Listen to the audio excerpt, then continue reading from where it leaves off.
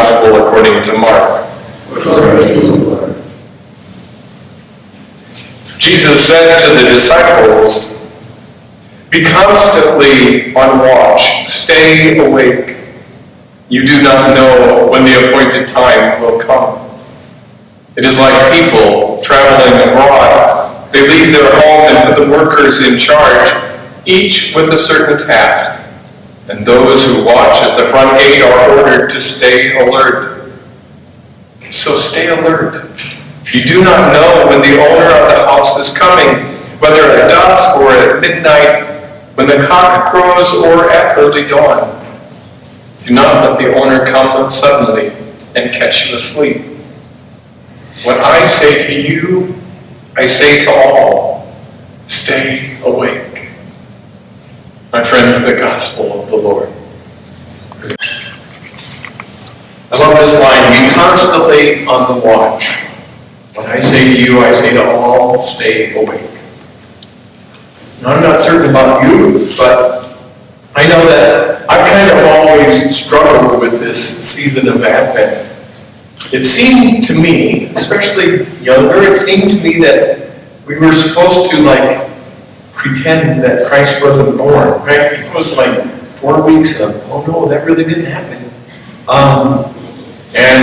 We gotta light these 4 candles, Christ is gonna be born. Well, dude, it already happened, it always struck me I can't figure this out. It happens every year. Why do we do this? There is one good thing about Advent, especially growing up for me, was that it reminded me that Christmas was at least getting closer. And I do it every week, right? Every week when we sat down at the table, even, you get to light that candle, and the big fight was who got to light it. And as I'm growing older, I've come to some new understanding, maybe some new learnings about this season. See, just maybe, Advent is a season of deep and profound reflection on what I have come to realize might be the most profound experience of the human race. Maybe Advent is a season in which you and I ask ourselves some really tough questions, some really real questions about the birth of Christ that we celebrate every year at Christmas. You see, a little over 2,000 years ago, as Christians, we believe that God made a conscious and miraculous decision to heal the wound of division that had plagued the human race and the God who created us. God made a decision to once again join with us, not as some entity who was outside of us, but to join with us in the most intimate way possible, truly becoming one of us in the incarnation. That's pretty phenomenal, right? Pretty phenomenal that God would make a conscious decision to say, how can I get to my people? The only way I can do that is become one of them. One with them so intimately that I understand everything of what it means to be in their shoes. In that child of Mary and Joseph, born in a manger in the middle of a field, the child named Jesus bridged the gap between the divine and us once again, and healed the wound of that division. So maybe Advent for us now is a time to reflect on that and ask ourselves the question, what's different now? You see, God has done God's part, right? God has said, here, I made this decision, I am joining with you. I am intimately joining with you. The most intimate way possible, I'm going to become one with you in the Christ child. God has done God's part. God's extended God's hand to us in that most intimate and most profound way. And the question becomes for us, in 2,000 years, what have we done in in return? What has been our response to that amazing gift of God? Your voice at this table continues this conversation tonight. Your voice at this table continues what it means for you to be in that kind of an interaction with God. So I leave you with 3 questions to think about tonight before we open up those microphones. Those 3 questions are this. What impact has the birth of Christ had or made in your life? Number 2, what difference does it make for you that Jesus, the anointed one of God, has become one with us? And number 3, what do you do, or what do you plan to do, or what do you continue to do to grow in your own self-awareness of that amazing gift of God?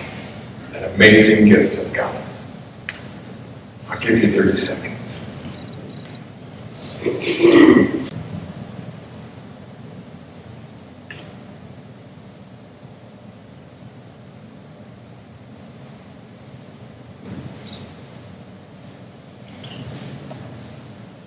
What impact has the birth of Christ had or made in your life?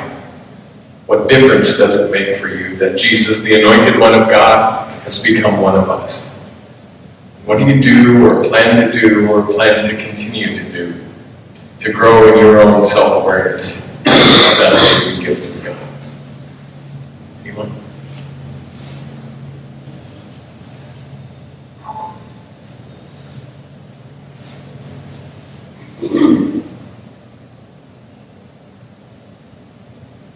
I know I had all week to think about it. Not fair.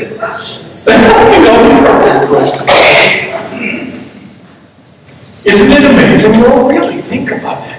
This Christ child was born, this God was born 2,000 years ago. What difference has it made? Right? We're still fighting with each other. We're still fighting wars. We're fighting over the own thing that was born. I mean, it's amazing to me how I let myself even involve myself in all of that stuff. It's like, wow, what difference has it made in my life? I wonder how I can live into it. I'm not on a guilt trip either. I don't think Advent is a season of guilt. I think Advent is a season of that deep reflection. Like, what if Christ took a seat right next to you? What would you say? What would you do? How would you act? Wouldn't that be amazing? Well, it's happened. Every day of our lives, we sit next to Christ, right? He became one of us. The mystery is, how do we deal with it? Thank you, Richard. When I think about, Jesus coming into the world is just core to my belief, my whole system of belief, and it wouldn't be what it is without Him being born. To me, Christmas, I'm becoming more aware is about the incarnation, Jesus becoming human. And I think of that humanness that ties us and binds us with God, but I also think that He also came to teach us differences between what was eye for an eye versus what could be about love and forgiveness. And also that He also taught, I think, the older I get, about our own divinity. It's just we're human and there's evil in the world. I think He also taught us how divine we are. And I think I'll close with one thing that a very good priest friend of mine always says. He goes, Jesus looks good in your outfit. I love it. Jesus looks good in your outfit. Kind of along those same lines, during Advent and one of the Christmas songs, I play a lot of Christmas music at home during Advent, and one of the songs is that song where each child sees Jesus as lily white or brown or red or black. That song, I can't remember that song, but it's I'm not sure. And then I was at somebody's house yesterday and they had their nativity scenes out. Well, they had a nativity scene from Africa, and then they have another one from Germany. So there again, you see Jesus' reflection of the whole world. And I think that's what I keep getting reminded of every year, is that He paid for everybody. And how it's made a difference in my life is, well, there's that tree in the social hall with all those ornaments on people that I don't know. But they're all different shades. They all reflect the same God in different ways. Thank you.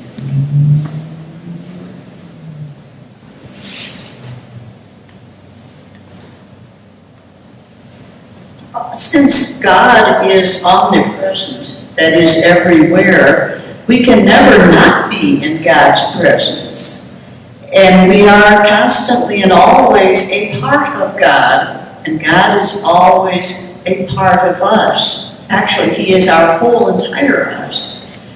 But Jesus in His coming reiterated God's call for us to be aware of that eternal presence.